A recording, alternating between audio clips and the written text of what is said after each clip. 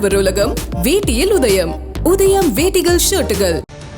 நீலகிரி செல்ல e pass பெறுவதற்கு இணையதளம் தற்பொழுது அறிவிக்கப்பட்டுள்ளது. நீலகிரி மாவட்டத்திற்கு வருகை தரும் சுற்றுலா பயணிகள் மற்றும் வணிக ரீதியாக வருபவர்கள் இ பாஸ் பெறுவதற்கு தற்பொழுது இணையதளம் அறிவிக்கப்பட்டுள்ளது. விவரங்களை வழங்குவதற்காக செய்தியாளர் ஜான்சன் இணைப்பில் இருக்கிறார். ஜான்சன், இதனுடைய கூடுதல் விவரம் என்ன? நீலகிரி மாவட்டத்திற்கு ஆண்டுதோறும் 33 லட்சம் சுற்றுலா பயணிகள் வருவதாக ஒரு அப்ராக்சிமேட், அதாவது சும்மா சராசரியாக ஒரு கணக்கு தான் சொல்லப்பட்டு வந்திருக்கிறது. இது துல்லியமான கணக்கு நீலகிரி மாவட்டம் சுற்றுலா பயணிகள் குறித்து இதுவரை எதிலுமே பதிவாகவில்லை. காரணம் என்னன்னா, இப்ப நம்ம பொட்டானிக்கல் கார்டன் தாவர ஒரு 20,000 பேர் வர்றாங்கன்னாக்கா, இந்த 20,000 பேர்ல ஒரு 2,000 பேர் படகு இல்லமோ தொட்டப்பட்டாவோ மாறி மாறி போவாங்க.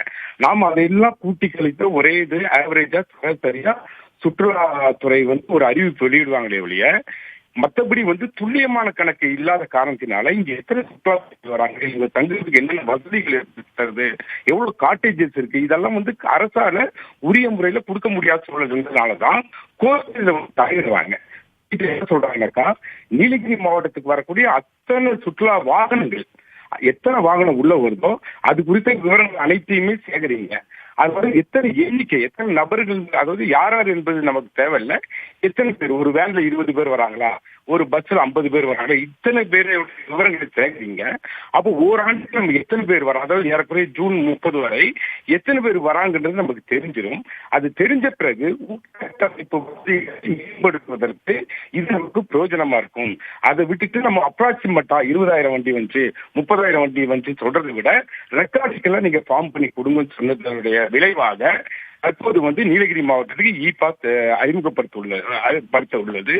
இந்த நிலையை கொண்டு இந்த இ பாஸ் முறை அறிமுகப்படுத்தப்பட்டுள்ளது.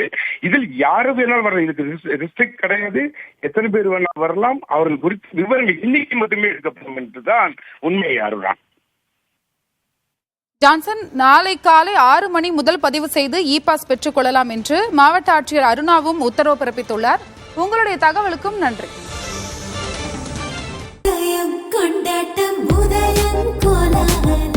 ஆடவர் உலகம் வேட்டியில் உதயம். உதயம் வேட்டிகள் ஷர்ட்டுகள்.